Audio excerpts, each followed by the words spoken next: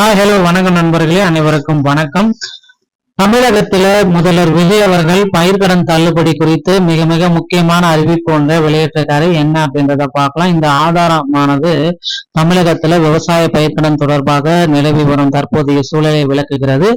கூட்டுறவு வங்கிகளில் பெறப்பட்ட பயிர்க்கடன்கள்ல 75,000 ரூபாய் வரையிலான கடன்கள் முழுமையாக ரத்து செய்யப்படும் அறிவிப்பு விளக்குகிறது. இருப்பினும் தேர்தலின் பொழுது அளிக்கப்பட்ட வாக்குறுதி தற்பொழுது அறிவிப்புக்கும் இடையே உள்ள முரண்பாடுகளில் விவசாயிகள் அதிருப்தி அடைந்திருக்காக தகவல்கள் வந்திருக்குங்க. சோ ஏன் அப்படின்றதான் இப்ப நம்ம பார்க்க போறோம். நீங்க நம்முடைய சேனல்ல முதல் முறையா பாக்குறீங்க அப்படின்னா மறக்காம ஒரு சப்ஸ்கிரைப் பெல்ல கிளிக் பண்ணி வச்சுக்கோங்க. வாங்க வீடியோக்குள்ள போகலாம்.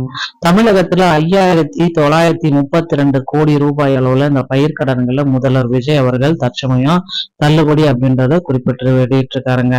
முதலமைச்சர் ஜோசப் விஜயினால் 25/5/2026 தேதியில 50,000 வரை பயிர்க்கடன் பெற்று சிறு மற்றும் குறு விவசாயிகளுக்கு முழுமையான பயிர்க்கடன் தள்ளுபடி செய்து பயிர்க்கடன் தள்ளுபடி திட்டம் அறிவிப்பு ஒண்ணு வெளியிட்டாரு. மாநிலம் முழுவதும் விவசாயிகள் கடும் கண்டனத்தை ஏற்படுத்தினால பல்வேறு தரப்புகளிலிருந்து கோரிக்கைகள் பெறப்பட்டது. முதலமைச்சர் மேற்கண்ட கோரிக்கைகளை கனிவுடன் பரிசீலனை செய்து உத்தரவுக்கிணங்க மேற்கண்ட பயிர்க்கடன் தள்ளுபடி மறு ஆய்வு 15/6/2026 அன்று தலைமை செயலகத்துல மறு ஆய்வு கூட்டம் நடந்தது.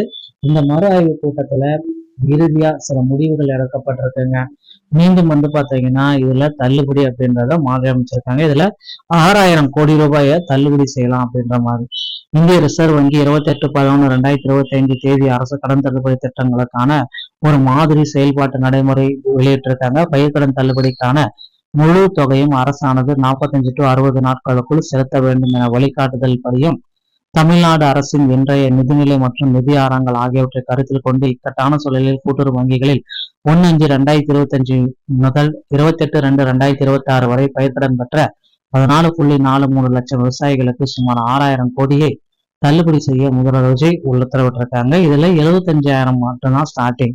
அதுவே 5 ஏக்கருக்கு மேல போச்சுன்னா 50% கிடையாது, 35,000 மொத்தமா தள்ளுபடி. 1 லட்சத்துக்கு மேல போச்சுன்னா 5,000. சோ இந்த மாதிரி தாங்க இப்ப தள்ளுபடிக்கு உண்டான அறிவிப்பு வெளியிட்டிருக்காங்க. இதன் மூலம் கடந்த நிதியாண்டில் பயிர்க்கடன் பெற்ற அனைத்து விவசாயிகளுக்கும் அதிகபட்சம் 75,000 குறைந்தபட்சம் 35,000 பணமாக கிடைக்கும் அப்படின்றது குறிப்பிடத்தக்க ஒரு விஷயங்க.